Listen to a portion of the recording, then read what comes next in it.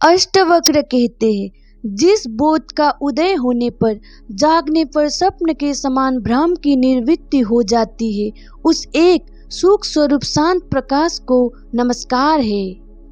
जगत के सभी पदार्थों को प्राप्त करके कोई बहुत से भोग प्राप्त कर सकता है, पर उन सब का आंतरिक त्याग किए बिना सुख नहीं हो सकता।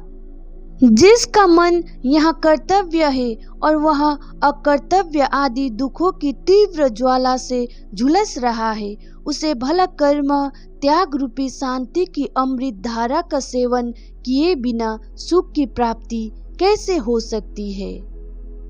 यहाँ संसार केवल एक भावना मात्र है, परमार्थ कुछ भी नहीं है। भाव और अभाव के रूप में स्वभावतः स्थित पदार्थों का कभी अभाव नहीं हो सकता। आत्मा ना तो दूर है और ना पास, वहाँ तो प्राप्त ही है। तुम स्वयं ही हो, उनमें ना विकल्प है, ना प्रयत्न, ना विकार और ना मल ही है। अज्ञान मात्र की निर्वृत्ति और स्वरूप का ज्ञान होते ही दृष्टि का आवरण भंग हो जाता है और तत्व को जानने वाला शोक से रहित होकर शोभायमान हो जाता है। सब कुछ कल्पना मात्र है और आत्मा नित्य मुक्त है। धीर पुरुष इस तथ्य को जानकर फिर बालक के समान क्या अभ्यास करे। आत्मा ही ब्रह्म है और भाव अभाव कल्पित है, ऐसा निश्चय हो जाने पर निष्काम ज्ञानी फिर क्या जाने, क्या कहे और क्या कहे। सब आत्मा ही है, ऐसा निश्चय करके जो चुप हो गया है, उस पुरुष के लिए यह मैं हूँ या मैं नहीं हूँ आदि कल्पनाएं भी शांत हो जाती है। अपने स्वरूप में स्थित होकर शांत हुए तत्व ज्ञानी के लिए न विक्षेप है और न एकाग्रता, न ज्ञान है और न अज्ञान, न सुख है और न दुख। जो योगी स्वभाव से ही विकल्प रहित है, उसके लिए अपने राज्य में या भिक्षा में, लाभ हानि में, भीड़ में या सूने जंगल में कोई अंतर नहीं है। यहाँ कर लिया और यहाँ कार्य शेष है। इन द्वंद्वों से जो मुक्त है, उसके लिए धर्म कहाँ, कर्म कहाँ, अर्थ कहाँ और विवेक कहाँ। जीवन मुक्त योगी का ना तो कुछ कर्तव्य है और ना ही उसके हृदय में कोई अनुराग है। जैसे भी जीवन बीत जाए वैसे ही उसकी स्थिति है। जो महात्मा सभी संकल्पों की सीमा पर विश्राम कर रहा है, उसके लिए मोह कहाँ, संसार कहाँ, ध्यान कहाँ और मुक्ति भी कहाँ। जिसने इस संसार को वास्तव में देखा हो, वहाँ कहे कि यहाँ नहीं है, नहीं है। जो कामना रहित है, वहाँ तो इसको देखते हुए भी नहीं देखता। जिसने अपने से भिन्न पर ब्रह्मा को देखा हो, वहाँ चिंतन किया करे कि वहाँ ब्रह्मा मैं हूँ। पर जिसे कुछ दूसरा दिखाई नहीं देता, वहाँ निश्चिंत क्या विचार करे। जिसने अपने स्वरूप में कभी कोई विक्षेप देखा हो, वहाँ उसको रोके। तत्व को जानने वाले का विक्षेप कभी होता ही नहीं है। किसी साध्य के बिना वहाँ क्या करे। तत्वज्ञ तो संसारिक लोगों से उल्टा ही होता है। वहाँ सामान्य लोगों जैसा व्यवहार करता हुआ भी अपने स्वरूप में ना समाधि देखता है, ना विक्षेप और ना लय ही। तत्वज्ञ भाव और अभाव से रहित, तृप्त और कामना रहित होता है। लौकिक दृष्टि से कुछ उल्टा सीधा करते हुए भी वह कुछ भी नहीं करता। तत्वज्ञ का प्रवृत्ति या निवृत्ति का दुराग्रह नहीं होता। जब जो सामने आ जाता है, तब उसे करके वहाँ आनंद से रहता है। ज्ञानी कामना, आश्रय और परतंत्रता आदि के बंधनों से सर्वथा मुक्त होता है। प्रारब्ध रूपी वायु के वेग से उसका शरीर उसी प्रकार गतिशील रहता है जैसे वायु के वेग से सूखा पत्ता। जो संसार से मुक्त है, वह ना कभी हर्ष करता है और ना विषाद। उसका मन सदा शीतल रहता है और वह शरीर रहते हुए भी विदेह के समान सुशोभित होता है। जिसका अंतर्मन शीतल और स्वच्छ है, जो आत्मा में ही रमन करता है, उस धीर पुरुष की ना तो किसी त्याग की इच्छा होती है और ना कुछ पाने की आशा।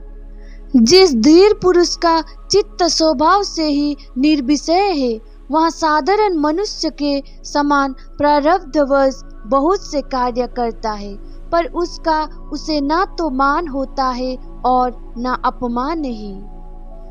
यह कर्म शरीर ने किया है, मैंने नहीं, मैं तो शुद्ध स्वरूप हूँ। इस प्रकार जिसने निश्चय कर लिया है, वह कर्म करता हुआ भी नहीं करता। सुखी और श्रीमान जीवन मुक्त विषय के समान कार्य करता है, परंतु विषय नहीं होता है।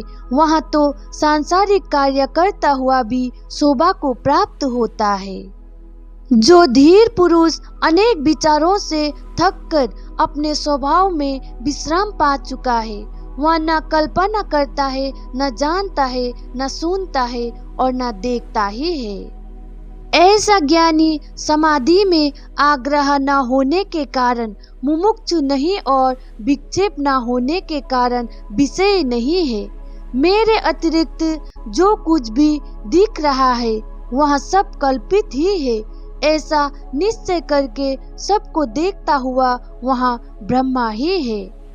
जिसके अंतकरण में अहंकार विद्यमान है, वह देखने में कर्म ना करे तो भी करता है, पर जो धीर पुरुष निरअहंकार है, वह सब कुछ करते हुए भी कर्म नहीं करता।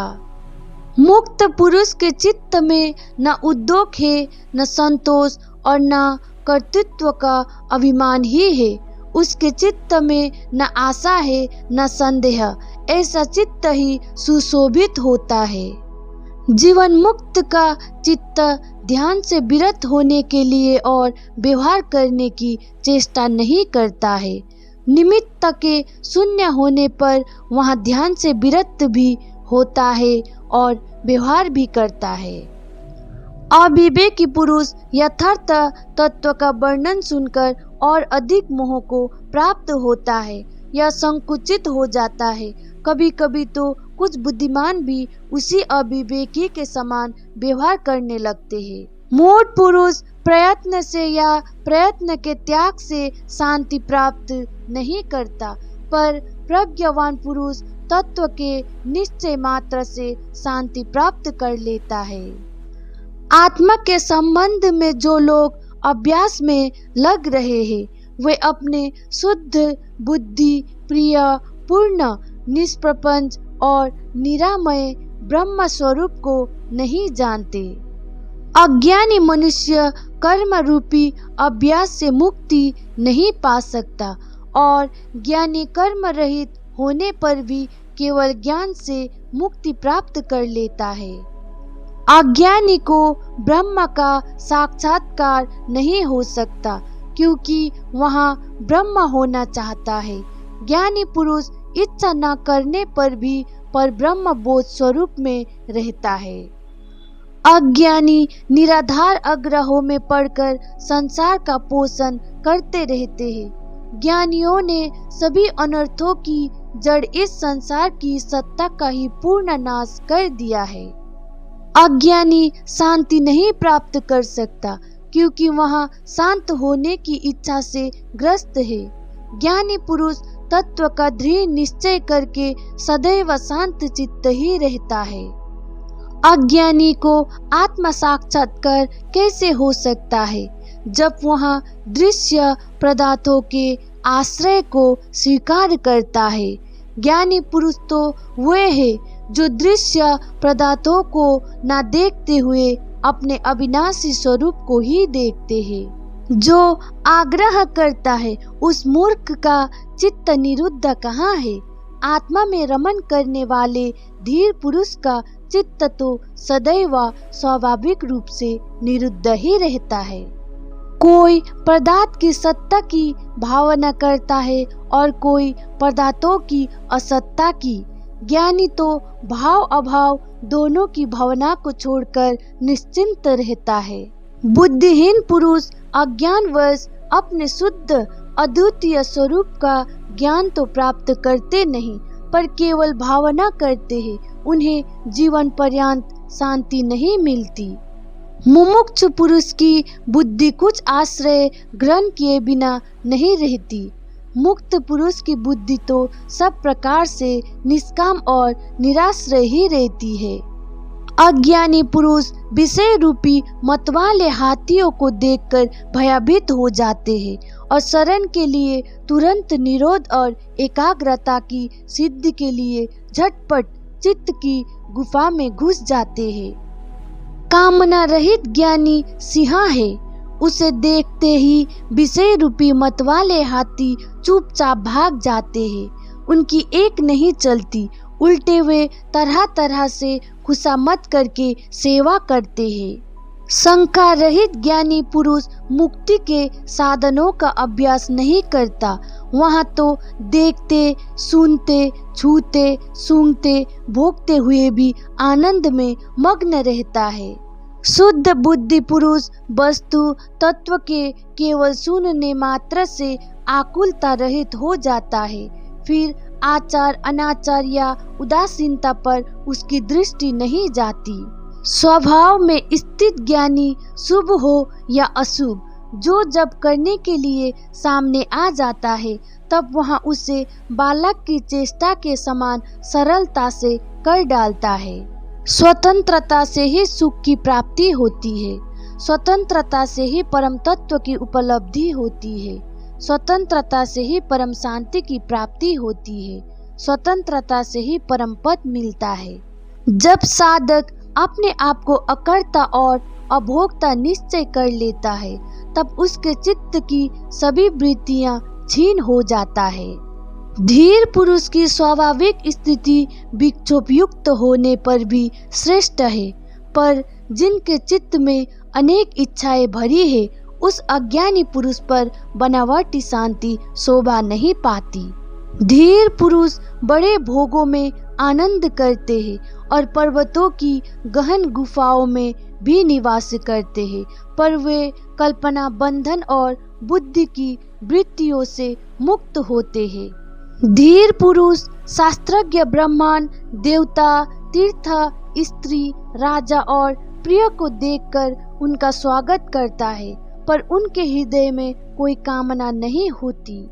सेवक, पुत्र, स्त्री, नाती और सगोत्र द्वारा हंसी उदय जाने पर, धिक्कारने पर भी योगी के चित्त में थोड़ा सा विकार भी उत्पन्न नहीं होता।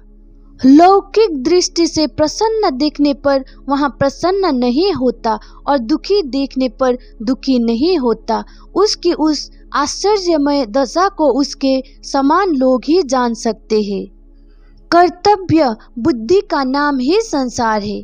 विद्वान लोग उस कर्तव्यता को नहीं देखते, क्योंकि उनकी बुद्धि शून्यकार, निराकार, निर्विकार और निरामया होती है।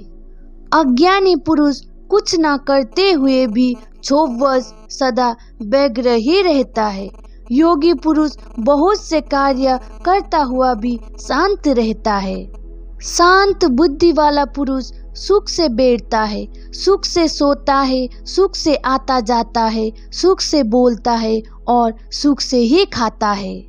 जो बड़े सरोवर के समान शांत है और लौकिक आचरण करते हुए जिसको अन्य लोगों के समान दुख नहीं होता, वह दुख रहित ज्ञानी शोभित होता है। मूड में निवृत्ति से भी प्रवृत्ति उत्पन्न हो जाती है और धीर पुरुष की प्रवृत्ति भी निवृत्ति के समान फलदायिनी है। अज्ञानी पुरुष प्रायः गृह आदि पदार्थों से वैराग्य करता दिखाई देता है, पर जिसका देह अभिमान नष्ट हो चुका है उसके लिए कहाँ राग और कहाँ विराग। अज्ञानी की दृष्टि सदा भाव या अभाव में लगी रहती है, पर धीर पुरुष तो दृश्य को देखते रहने पर भी आत्मा स्वरूप को देखने का कारण कुछ नहीं देखती। जो धीर पुरुष सभी कार्यों में एक बालक के समान निष्काम भाव से व्यवहार करता है, वह शुद्ध है और कर्म करने पर भी उससे लिप्त नहीं होता। वह आत्मज्ञानी धन्य है जो सभी स्थितियों में समान रहता है। देखते, सूंघते, छूते, सुनते और खाते पीते भी उसका मन कामना रहित होता है। धीर पुरुष सदा आकाश के समान निर्विकल्प रहता है। उसकी दृष्टि में संसार कहाँ और उसकी प्रतीत कहाँ, उसके लिए साध्य क्या और साधन क्या। जिस सन्यासी को अपने अखंड स्वरूप में सदा स्वाभाविक रूप से समाधि रहती है, जो पूर्ण स्वानंद स्वरूप है, वही विजयी है। बहुत करने से क्या लाभ। महात्मा पुरुष भोग और मोक्ष दोनों की इच्छा नहीं करता और सदा सर्वदा राग रहित होता है। महतत्व से लेकर संपूर्ण द्वैत रूप दृश्य जगत नाम मात्र का ही विस्तार है। शुद्ध बोध स्वरूप धीर ने जब उसका भी परित्याग कर दिया, फिर भला उसका क्या कर्तव्य शेष है। यहाँ संपूर्ण दृश्य जगत भ्रम मात्र है, यहाँ कुछ नहीं है। ऐसे निश्चय से युक्त पुरुष दृश्य की स्फूर्ति से भी रहित हो जाता है और स्वभाव से ही शांत हो जाता है। जो शुद्ध स्फुरन रूप है, जिसे दृश्य सत्वान नहीं मालूम पड़ता, उसके लिए विधि क्या, वैराग्य क्या, त्याग क्या और शांति भी क्या। जो अनंत रूप से स्वयं स्फुरित हो रहा है और प्रकृति की पृथक सत्ता को नहीं देखता है, उसके लिए बंधन कहाँ, मोक्ष कहाँ, हर्ष कहाँ और विषाद कहाँ। बुद्धि के अंत तक ही संसार है और यहाँ केवल माया का विवर्त है। इस तत्व को जानने वाला बुद्धिमान ममता, अहंकार और कामना से रहित होकर शोभित होता है। जो मुनि संताप से रहित अपने अविनाशी स्वरूप को जानता है, उसके लिए विद्या कहाँ और विश्व कहाँ, अथवा देह कहाँ और मैं मेरा कहाँ। जड़ बुद्धि वाला यदि निरोध आदि कर्मों को छोड़ देता है तो अगले क्षण बड़े बड़े मनोरथ बनाने और प्रलाप करने लगता है। अज्ञानी तत्व का श्रवण करके भी अपनी मूर्ता का त्याग नहीं करता। वहाँ बाहर रूप से तो निसंकल्प हो जाता है, पर उसके अंतर मन में विषयों की इच्छा बनी रहती है। ज्ञान से जिसका कर्म बंधन नष्ट हो गया है, वहाँ लौकिक रूप से कर्म करता रहे तो भी उसके कुछ करने या कहने का अवसर नहीं रहता, क्योंकि वहाँ अकर्ता और अवक्त है। जो धीर सदा निर्विकार और भय रहित है, उसके लिए अंधकार कहाँ, प्रकाश कहाँ और त्याग कहाँ। उसके लिए किसी का अस्तित्व नहीं रहता। योगी को धैर्य कहाँ, विवेक कहाँ और निर्भयता भी कहाँ। उसका स्वभाव अनिर्विचारणीय है और वहाँ वस्तुतः स्वभाव रहित है। योगी के लिए न स्वर्ग है, न नरक और न जीवन मुक्ति ही। इस संबंध में अधिक कहने से क्या लाभ है। योग की दृष्टि से कुछ भी नहीं है।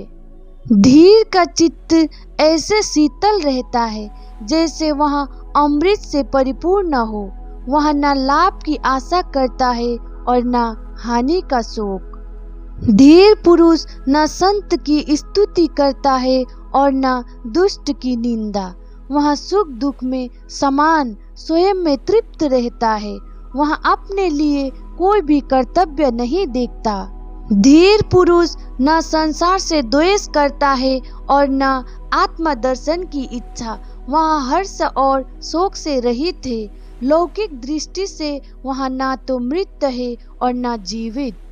जो धीर पुरुष पुत्र, स्त्री आदि के प्रति आसक्ति से रहित होता है, विषय की उपलब्धि में उसकी प्रवृत्ति नहीं होती, अपने शरीर के लिए भी निश्चिंत रहता है, सभी आशाओं से रहित होता है, वहाँ सुशोभित होता है। जहाँ सूर्यास्त हुआ वहाँ सो लिया, जहाँ इच्छा हुई वहाँ रह लिया, जो सामने आया उसी के अनुसरण व्यवहार कर लिया। इस प्रकार धीर सर्वत्र संतुष्ट रहता है। जो अपने आत्मा स्वरूप में विश्राम करते हुए सभी प्रपंचों का नाश कर चुका है, उस महात्मा को शरीर रहे अथवा नष्ट हो जाए ऐसी चिंता भी नहीं होती। ज्ञानी पुरुष संग्रह रहित, स्वच्छंद, निर्द्वंद और संशय रहित होता है। वह किसी भाव में आसक्त नहीं होता, वह तो केवल आनंद से विरह करता है। धीर पुरुष की हृदय ग्रंथि खुल जाती है, रज और तम नष्ट हो जाते हैं। वह मिट्टी के ढेले, पत्थर और सोने को समान दृष्टि से देखता है। ममता रहित वहाँ सुशोभित होता है। जो इस दृश्य प्रपंच पर ध्यान नहीं देता, आत्मा तृप्त है। जिसके हृदय में जरा सी भी कामना नहीं होती, ऐसे मुक्त आत्मा की तुलना किसके साथ की जा सकती है। कामना रहित धीर के अतिरिक्त ऐसा और कौन है जो जानते हुए भी ना जाने, देखते हुए भी ना देखे और बोलते हुए भी ना बोले। राजा हो या रंक, जो कामना रहित है वहाँ ही सुशोभित होता है। जिसकी दृश्य वस्तुओं में शुभ और अशुभ बुद्धि समाप्त हो गई है, वहाँ निष्काम है। योगी निष्कपट, सरल और चरित्रवान होता है। उसके लिए स्व इच्छता क्या, संकोच क्या और तत्व विचार भी क्या। जो अपने स्वरूप में विश्राम करके तृप्त है, आशा रहित है, दुख रहित है, वह अपने अंतकरण में जिस आनंद का अनुभव करता है, वह कैसे किसी को बताया जा सकता है। धीर पुरुष पद पद पर तृप्त रहता है। वह सोकर भी नहीं सोता, वह स्वप्न देखकर भी नहीं देखता और जागृत रहने पर भी नहीं जागता। धीर पुरुष चिंतावान होने पर भी चिंता रहित होता है, इंद्रिय युक्त होने पर भी इंद्रिय रहित होता है, बुद्धि युक्त होने पर भी बुद्धि रहित होता है और अहंकार सहित होने पर भी अहंकार रहित होता है। धीर पुरुष न सुखी होता है और न दुखी, न विरक्त होता है और न अनुरक्त। वहाँ न मुमुक्ष है और न मुक्त, वहाँ कुछ नहीं है, कुछ नहीं है। धीर पुरुष विक्षेप में विक्षिप्त नहीं होता, समाधि में समाधिस्थ नहीं होता। उसकी लौकिक जड़ता में वहाँ जड़ नहीं है और पंडित्य में पंडित नहीं है। धीर पुरुष सभी स्थितियों में अपने स्वरूप में स्थित रहता है, कर्तव्य रहित होने से शांत होता है, सदा सामन रहता है। तृष्णा रहित होने के कारण वहाँ क्या किया और क्या नहीं, इन बातों का स्मरण नहीं करता।